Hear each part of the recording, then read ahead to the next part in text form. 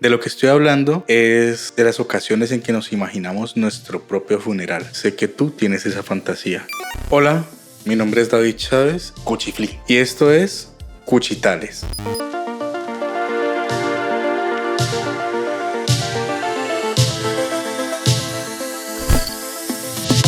Este es un espacio para compartir literatura, historias, narrativas, con la finalidad de estimular nuestra imaginación y también de acompañarles en el cotidiano. Mientras atienden sus labores diarias, ponen aquí este show, pueden detenerse a verlo o pueden simplemente escucharlo. La idea es acompañarles. También puede compartir este video con personas a las que quieran estimular e introducir al mundo de la literatura y al mundo de la lectura, para que se conecten un poco más con su imaginación. Ahora sí, empezamos con el capítulo de hoy. Existe una fantasía recurrente muy común entre las personas, me incluyo entre esas. Es algo difícil de afrontar. Por esta misma razón, muy rara vez compartimos esta fantasía. De lo que estoy hablando es de las ocasiones en que nos imaginamos nuestro propio funeral. Sé que tú tienes esa fantasía y no la has tenido una, ni dos, ni tres veces, sino muchas veces a través de la vida. Pero no te preocupes, no te sientas ridículo. Es algo muy normal, muy común. Dicen que parte de esa necesidad de querer sentir que somos el centro de atención en algún momento de nuestra vida, aunque sea póstumo. Sí, nos recreamos en aquel pensamiento en el que nos imaginamos cómo será nuestro ataúd, quién irá al velorio, quién no irá. Los discursos en los que se nos embelezará y se nos enaltecerá como grandes personas, con grandes cualidades únicas e irrepetibles. Parece patético y lamentable, pero la gran mayoría de los seres humanos solamente seremos importantes y el centro de atención de todas las personas en nuestro funeral. El resto de nuestras vidas seremos uno más. Sobre este tema y esta fantasía ahonda el relato que hoy compartiremos. El escritor estadounidense Nathaniel Hawthorne hizo una disertación sobre este hábito, podríamos llamarlo, a través de un relato suyo. Esto en el siglo XIX. El relato que hoy traigo se llama Wakefield. Vamos a ello. Recuerdo haber leído en alguna revista o periódico viejo la historia, relatada como verdadera, de un hombre, llamémoslo Wakefield, que abandonó a su esposa durante un largo tiempo. El hecho, expuesto así en abstracto, no es muy infrecuente, ni tampoco, sin una adecuada discriminación de las circunstancias, debe ser censurado por díscolo o absurdo. Sea como fuere, aunque lejos de ser el más grave, es tal vez el caso más extraño de delincuencia marital del que haya noticia. Y es, además, la más notable extravagancia de las que pueda encontrarse en una lista completa de rarezas de los hombres. La pareja en cuestión vivía en Londres. El marido, bajo el pretexto de un viaje, dejó su casa, alquiló habitaciones en la calle siguiente y allí, sin que supieran de él la esposa o los amigos y sin que hubiera ni sombra ni razón para semejante autodestierro, vivió durante más de 20 años. En el transcurso de ese tiempo, todos los días contempló la casa y con frecuencia atisbó a la desamparada esposa. Y después de tan largo paréntesis en su felicidad matrimonial, cuando la muerte era dada ya por cierta, su herencia había sido repartida y su nombre borrado de todas las memorias, cuando hacía tantísimo tiempo que su mujer se había resignado a su viudez otoñal, una noche él entró tranquilamente por la puerta, como si hubiera estado afuera solo durante unos días, y fue un amante esposo hasta la muerte. Este resumen es todo lo que recuerdo, pero pienso que el incidente, aunque manifiesta una absoluta originalidad sin precedentes y es probable que jamás se repita, es de esos que despiertan las simpatías del género humano. Cada uno de nosotros sabe que, por su propia cuenta, no cometería semejante locura, y sin embargo intuye que cualquier otro podría hacerlo. En mis meditaciones, por lo menos, este caso aparece insistentemente, asombrándome siempre y siempre acompañado por la sensación de que la historia tiene que ser verídica y por una idea general sobre el carácter de su héroe. Cuando quiera que un tema afecta a la mente de modo tan forzoso, vale la pena destinar algún tiempo para pensar en él. A este respecto, el lector, así lo quiera, puede entregarse a sus propias meditaciones. Mas si prefiere divagar en mi compañía a lo largo de estos 20 años de capricho de Wakefield, le doy la bienvenida, confiado en que habrá un sentido latente y una moraleja. Así no logremos descubrirlos, trazados pulcramente y condensados en la frase final. El pensamiento posee siempre su eficacia y todo incidente llamativo su enseñanza. ¿Qué clase de hombre era Wakefield? Somos libres de formarnos nuestra propia idea y de darle su apellido. En ese entonces se encontraba en el meridiano de su vida.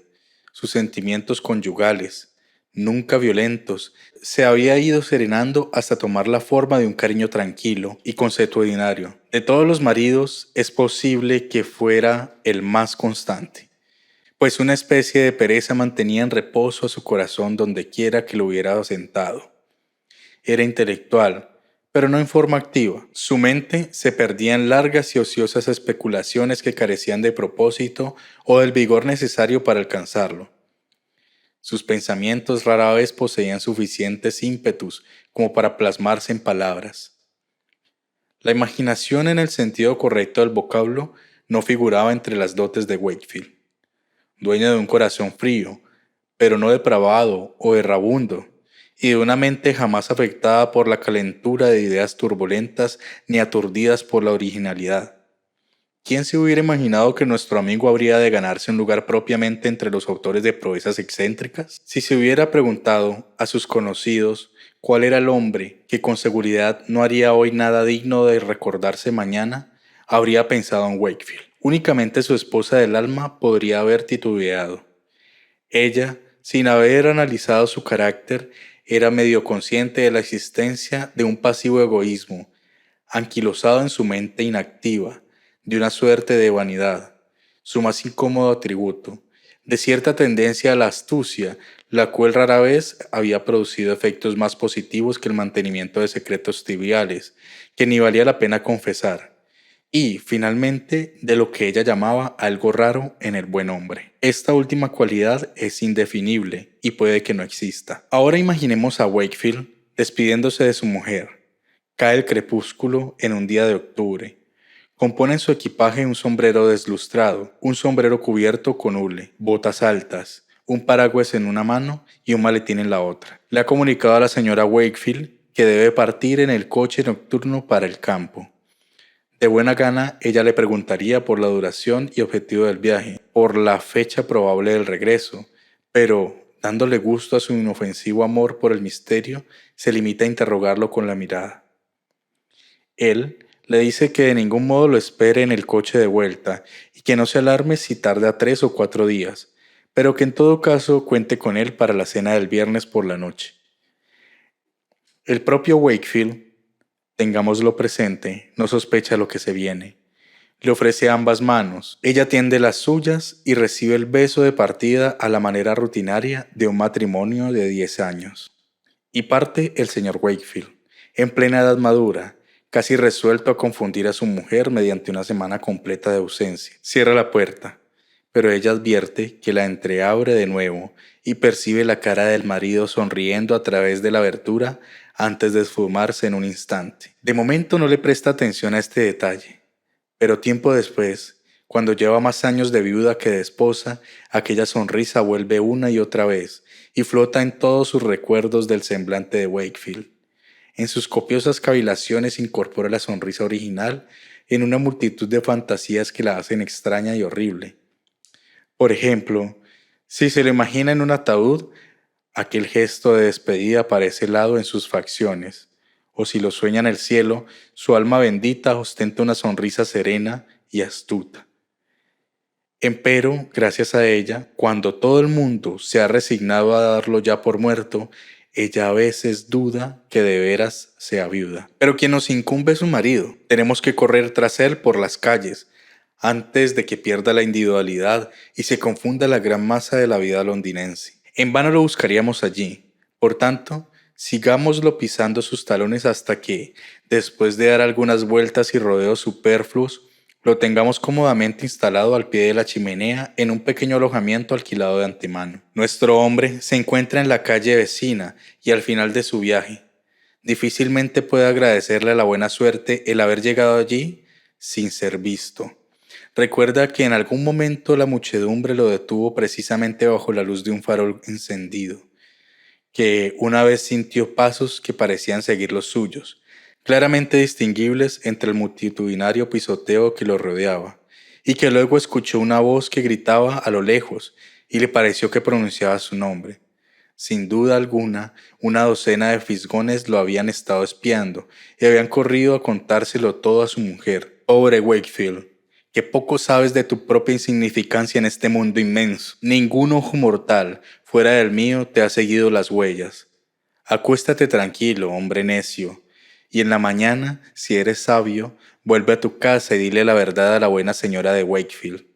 No te alejes, ni siquiera por una corta semana, del lugar que ocupas en su casto corazón. Si por un momento te creyera muerto o perdido, o definitivamente separado de ella, para tu desdicha notarías un cambio irreversible en tu fiel esposa. Es peligroso abrir grietas en los afectos humanos, no porque rompan mucho a lo largo y ancho, sino porque se cierran con mucha rapidez. Casi arrepentido de su aventura, o como quiera que se pueda llamar, Wakefield se acuesta temprano y despertando después de un primer sueño, extiende los brazos en el amplio desierto solitario del desacostumbrado lecho. No, piensa, mientras se arropa en las cobijas, no dormiré otra noche solo. Por la mañana madruga más que de costumbre y se dispone a considerar lo que en realidad quiere hacer. Su modo de pensar es tan desilvanado y vagaroso que ha dado este paso con un propósito en mente, claro está, pero sin ser capaz de definirlo con suficiente nitidez para su propia reflexión. La vaguedad del proyecto y el esfuerzo convulsivo con que se precipita a ejecutarlo son igualmente típicos de una persona débil de carácter. No obstante, Wakefield escudriña sus ideas tan minuciosamente como puede y descubre que está curioso por saber cómo marchan las cosas por su casa. Cómo soportará su mujer ejemplar la viudez de una semana y, en resumen, cómo se afectará con su ausencia la reducida esfera de criaturas y de acontecimientos en la que él era objeto central. Una morbosa vanidad, por lo tanto, está muy cerca del fondo del asunto. Pero, ¿cómo realizar sus intenciones? No, desde luego, quedándose encerrado en este confortable alojamiento donde, aunque durmió y despertó en la calle siguiente, está efectivamente tan lejos de casa como si hubiera rodado toda la noche en la diligencia. Sin embargo, si reapareciera, echaría a perder todo el proyecto. Con el pobre cerebro embrollado, sin remedio por este dilema, al fin se atreve a salir, resuelto en parte a cruzar la bocacalle y echarle una mirada presurosa al domicilio desertado. La costumbre, pues es un hombre de costumbres, lo toma de la mano y lo conduce sin que él se percate en lo más mínimo, hasta su propia puerta. Y allí, en el momento decisivo, el roce de su pie contra el peldaño lo hace volver en sí. «Wakefield, ¿a dónde vas?» En este preciso instante, su destino viraba en redondo, sin sospechar siquiera en la fatalidad a la que lo condena el primer paso atrás. Parte deprisa, jadeando en una agitación que hasta la fecha nunca había sentido, y apenas si se atreve a mirar atrás desde la esquina lejana. ¿Será que nadie lo ha visto? ¿No armarán un alboroto todos los de la casa, la recatada señora de Wakefield, la avispada sirvienta y el sucio pajecito, persiguiendo por las calles de Londres a su fugitivo amo y señor? Escape milagroso. Cobra coraje para detenerse y mirar a la casa, pero lo desconcierta la sensación de un cambio en aquel edificio familiar, igual a las que nos afectan cuando, después de una separación de meses o años, volvemos a ver una colina, o un lago, o una obra de arte de los cuales éramos viejos amigos. En los casos ordinarios, esta impresión indescriptible se debe a la comparación y al contraste entre nuestros recuerdos imperfectos y la realidad. En Wakefield, la magia de una sola noche ha operado una transformación similar, puesto que en este breve lapso ha padecido un gran cambio moral, aunque él no lo sabe. Antes de marcharse del lugar, alcanza a entrever la figura lejana de su esposa, que pasa por la ventana dirigiendo la cara hacia el extremo de la calle. El marrullero ingenuo parte despavorido, asustado de que sus ojos lo hayan distinguido entre un millar de átomos mortales como él. Contento se le pone el corazón, aunque el cerebro está algo confuso cuando se ve junto a las brasas de la chimenea en su nuevo aposento. Eso en cuanto al comienzo de este largo capricho. Después de la concepción inicial y de haberse activado el lerdo carácter de este hombre para ponerlo en práctica, todo el asunto sigue un curso natural. Podemos suponerlo como resultado de profundas reflexiones, comprando una nueva peluca de pelo rojizo y escogiendo diversas prendas del baúl de un ropavejero judío, de un estilo distinto al de su habitual traje marrón. Ya está hecho. Wakefield es otro hombre. Una vez establecido el nuevo sistema, un movimiento retrógrado hacia el antiguo sería casi tan difícil como el paso que lo colocó en esta situación sin paralelo. Además, ahora lo está volviendo testarudo, cierto resentimiento del que adolece a veces su carácter. En este caso, motivado por la reacción incorrecta que, a su parecer, se ha producido en el corazón de la señora Wakefield. No soporta regresar hasta que ella no esté medio muerta de miedo. Bueno, ella ha pasado 2 o 3 veces ante sus ojos, con un andar cada vez más agobiado, las mejillas más pálidas y más marcada la ansiedad en la frente. A la tercera semana de su desaparición, divisa un heraldo del mal que entra en la casa bajo el perfil de un boticario.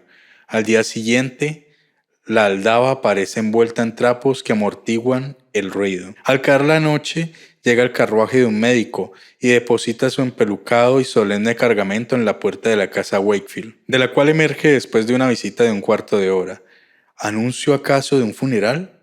Mujer querida, ¿irá a morir?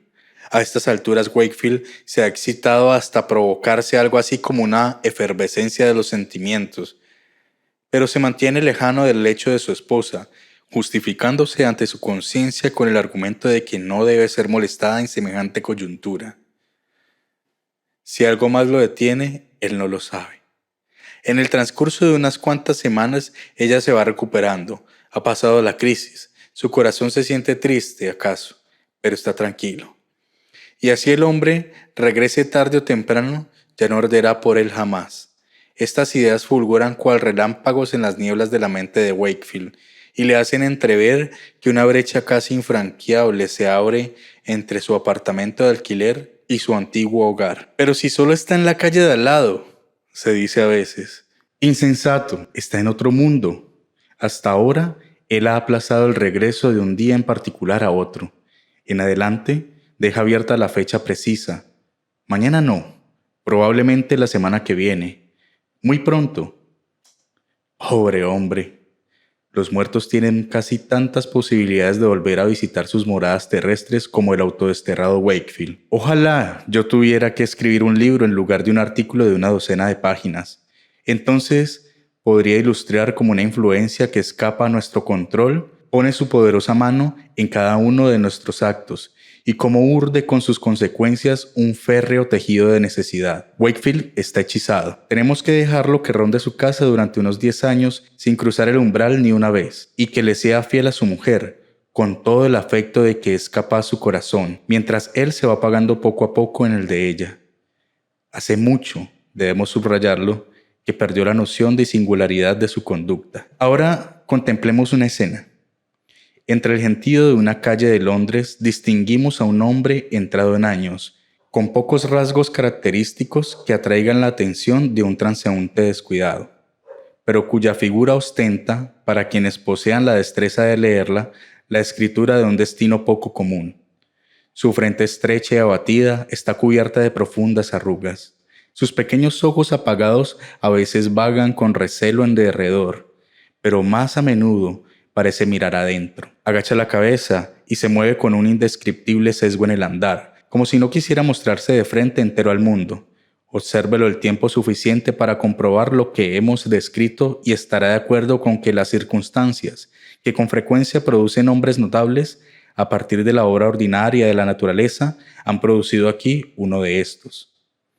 A continuación, dejando que prosiga furtivo por la acera, dirija su mirada en dirección opuesta, por donde una mujer de cierto porte, ya en el declive de la vida, se dirige a la iglesia con un libro de oraciones en la mano. Exhibe el plácido semblante de la viudez establecida. Sus pesares o se han apagado o se han vuelto tan indispensables para su corazón que sería un maltrato cambiarlos por la dicha. Precisamente, cuando el hombre enjuto y la mujer robusta van a cruzarse, se presenta un embotellamiento momentáneo que pone a las dos figuras en contacto directo. Sus manos se tocan. El empuje de la muchedumbre presiona el pecho de ella contra el hombro del otro. Se encuentran cara a cara, se miran a los ojos. Tras 10 años de separación, es así como Wakefield tropieza con su esposa. Vuelve a fluir el río y se los lleva a cada uno por su lado. La grave viuda recupera el paso y sigue hacia la iglesia, pero en el atrio se detiene y lanza una mirada atónita a la calle. Sin embargo, pasa al interior mientras va abriendo el libro de oraciones. El hombre, con el rostro tan descompuesto que el Londres atareado y egoísta se detiene a verlo pasar, huye a sus habitaciones, cierra la puerta con cerrojo y se tira en la cama. Los sentimientos que por años estuvieron latentes se desbordan y le confieren un vigor efímero a su mente endeble.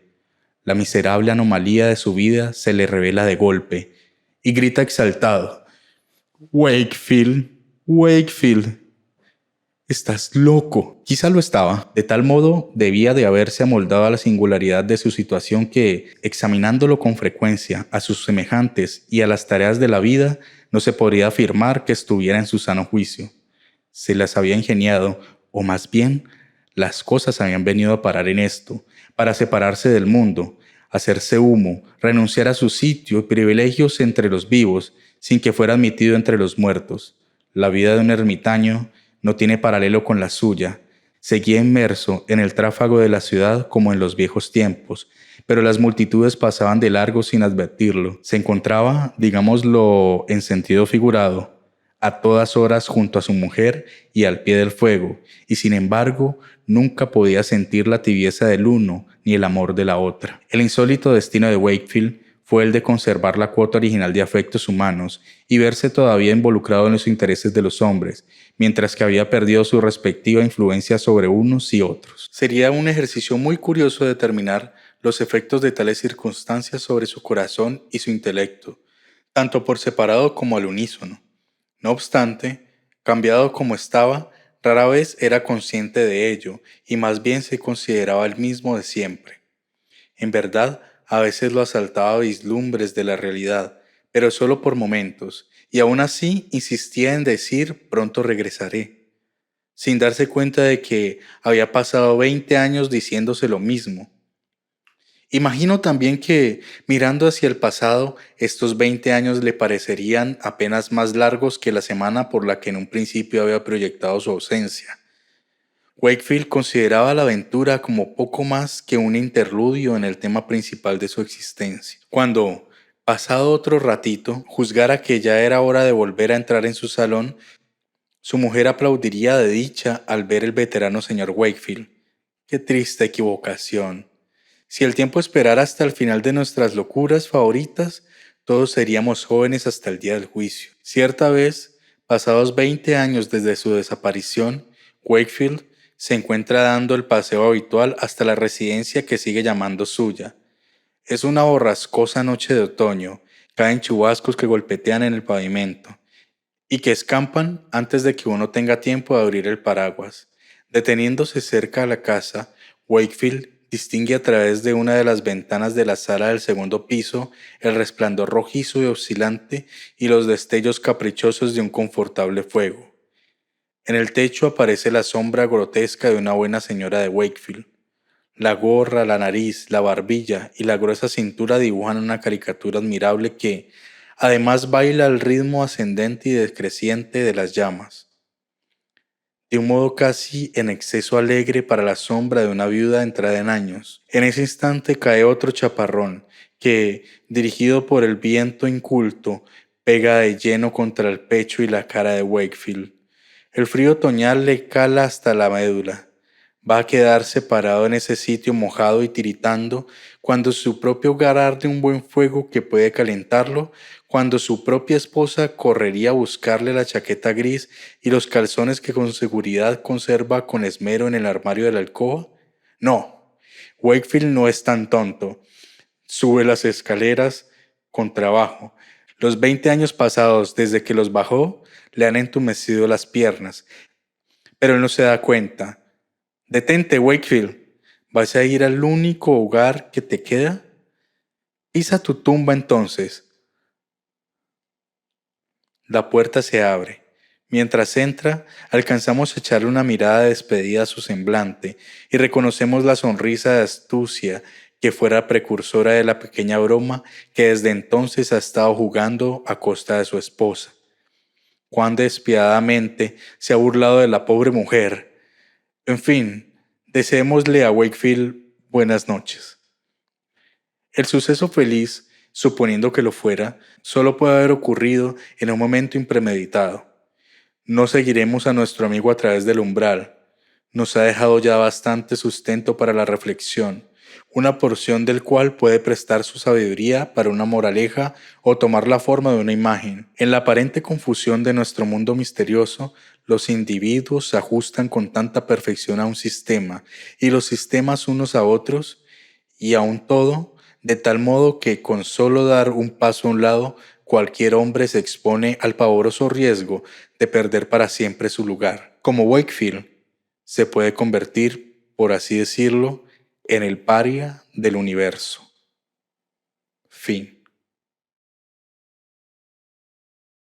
Wakefield, un loquillo, travesurillo. Este relato siempre me causa mucha gracia, me ayuda a reírme un poco de mí mismo. También me hace pensar en lo intrascendente de la vida, de lo fútil de nuestra existencia. Y también opino, personalmente, que no hay que dejarse engañar por la vanidad, no pensar en que somos imprescindibles, más bien recordar que seremos olvidados y que en nuestra ausencia alguien nos extrañará así, pero luego se va a habituar a estar sin nosotros. Y que esta persona que nos pueda extrañar también será olvidada en algún momento. Y entonces seremos parte de un olvido perpetuo, no somos tanto. Muchas gracias por llegar hasta aquí. Espero haberles acompañado, haberles hecho más amena lo que sea que hayan estado haciendo mientras escuchaban este relato. Y si les gustó, por favor compartan, por favor denle like, comenten, recomiéndenme con otras personas, sobre todo con quienes ustedes piensen que pueden sentirse conectados con esta historia o con la literatura en general, con quienes ustedes quieren introducir en el mundo de la lectura. Una vez más, muchas gracias, les mando un fuerte abrazo y nos vemos en el futuro. Esto fue Cuchitales con Cuchiflí y su ardilla. Chao.